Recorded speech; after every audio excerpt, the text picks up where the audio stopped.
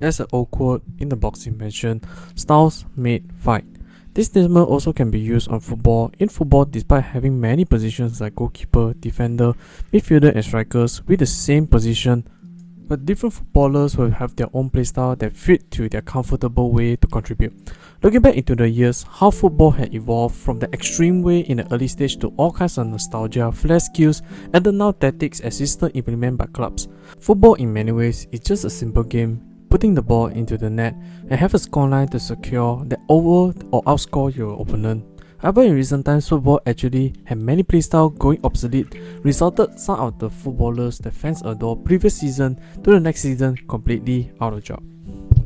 So in this video, we'll have a look at some of the football playstyle due to the involvement of football that will have been outdated or disappeared. In case you didn't know, what is up ladies and gentlemen, I'm Marvin, codename. Welcome to the United channel once again. If you, in any shape or form, stumble into this channel and somehow someway like this kind of content, do please like, share and subscribe to this channel, as each of your precious subscription will be a massive motivation for me to upload new content.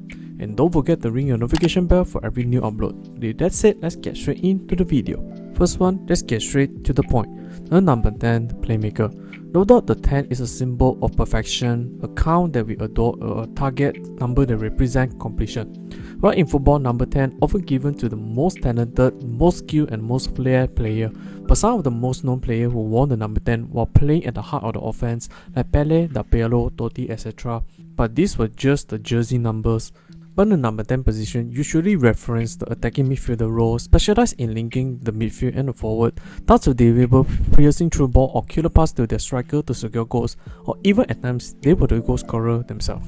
In the earlier stage of football, focusing on man marking, lesser defensive compactness, particularly at the whole of the zone 14, where allowed the number 10 playmaker to roam, showcase their creativity, had teams were often built around these players who were given the freedom to roam and have the expectation to bring their team out of nothing, but also without the burden of the excessive defensive responsibility, resulted born some of the more known number 10 players like Kaká, James Rodriguez, Zidane, etc.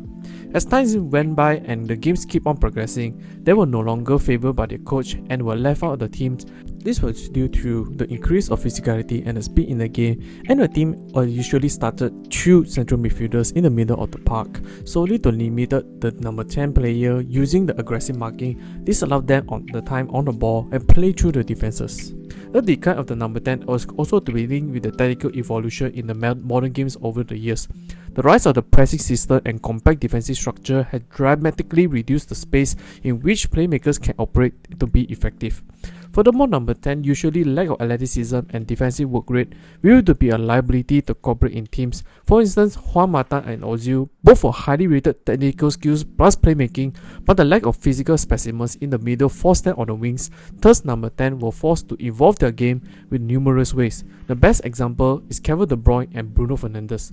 Kevin De Bruyne before joining Man City was one of the best number 10 players, but since evolved into a complete midfielder capable in playing in multiple midfield positions plus having a very strong ball carrying ability. While Bruno Fernandes on the other hand infused extremely high work rate and stamina, consistently howling on opponents to press, while at the same time retain a creative output.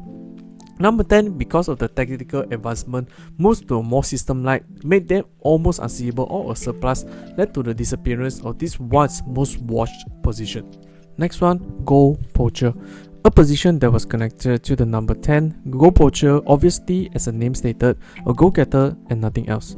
This footballer's sole purpose on the field was just getting goals. They might not be the most talented. Hell, even some of the strikers like Inzaghi and Mario Gomez, both of them have the one touch of the 3-year-old, a non-existent in other skill set like dribbling etc. or the work rate of a slowpoke. But they excel being in the right place at the right time to receive any good cross from their creative teammate to secure the goal. Furthermore, these types of footballers were particularly very tricky on the offside line, often hovering at the area, confusing the defenders, and then in a snap of the seconds, beat the offside trap to 1v1 with the goalkeeper. However, this playstyle has been seen its decline rapidly, similar with the number 10 playmaker role, as the evolved tactics involving high pressing, starting with the striker pressing on the goalkeeper. This forced striker to have a very strong work rate on the field, either to execute the pressing structure. This causes the goal poacher traditionally do not have a high work output can be a liability. In addition, the more modern football also see the wingers going from a service first or a passer's mentality to a much more aggressive nature, often cut into their favor stronger foot and attack on goal. The increased emphasis on wing plays have the goal poacher got squeezed out of their comfort zone. Yet this created another dimension of striker, introduction of false 9 and a 9.5 strikers. This type of the striker, unlike a goal poacher where they choose to roam around the midfield, thrive in linking the play with other teammates. This role might be reduced in their goal output but significantly increase overall team flow of play. As a goal poacher, usually the lack of the technical department made them quite limited in helping the team build out the play, but in the modern football, while there are presence of a goal poachers like Osman and Haaland, but they do possess other aspects that make them much more complete, like Osman having a very strong ball carrying ability and Haaland having a good sense when it comes to pressing. However, if you spoke about pure goal getter, a fox in the box like striker, probably you won't find much of them in the modern game.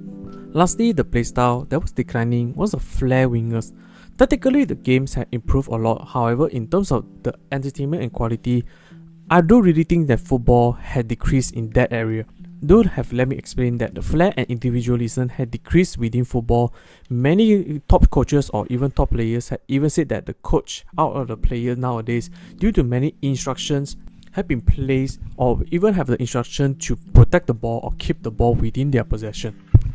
Winger nowadays is not as good as they were 10 to 20 years ago, but we still have some of these players, but the amount of the quality and also the amount of volume are significantly dropping every single time or every single year. Winger nowadays won't dribble at their fullbacks or won't take on their fullbacks directly as commonly as they would before. Like for example, you can see like Boyako Saka rarely ever attempts or even beat their fullbacks unless he was a very clear pathway for him. He will just either simply pass back to the other teammates, etc. One of the best wingers in probably in the 2014s or even earlier, we have seen like Messi, Ronaldo, Robin, Bale, Neymar, Ribery, Hazard, Sanchez, etc. Compare that to the best winger now, the same can be done for other positions. Same with the best team in today, and is the best team like 10 or 20 years ago, there was a decrease in terms of name value, quality within both. The style of the plays right now for most teams is very robotic, systematic, and with low risk, low error as much as possible. Players don't really take shoots from distance as nearly as much as nowadays. Dribbling is even decreasing every single time. Many teams will just pass and pass and pass. It is incredibly boring. And the play nowadays is much more boring to watch. For example, watching Premier League in 2006, like the goals of the month, nowadays we just see one or two of those in the month that if you are lucky. Leagues except for the Prem have all fallen off, like La Liga being the main one. Quality was much more split throughout the top 5 leagues in the 10 to 20 years ago. There were much more, of course. In some ways, football had really improved, but I believe that it's a sport as an entertainment to the average fans as before. Many top pros and coaches and the veteran football fans has spotted out, but nowadays you just receive the ball, either try one or two moves, and then being just throw a pass back. It really eliminates the flair and the entertainment value when it comes to the 1v1. But overall, I would say a flair or individualism in nowadays football, we really can't see and eat anymore. That's the end of the video. What do you guys think? Which playstyle to you was once wanted to imitate or try to copy in your backyard and right now no longer able to witness thanks to the modern football? Or do you have another playstyle fall under a similar situation? Comment down below so we can have a discussion. Hope you enjoyed this video. I will see you all in the next one.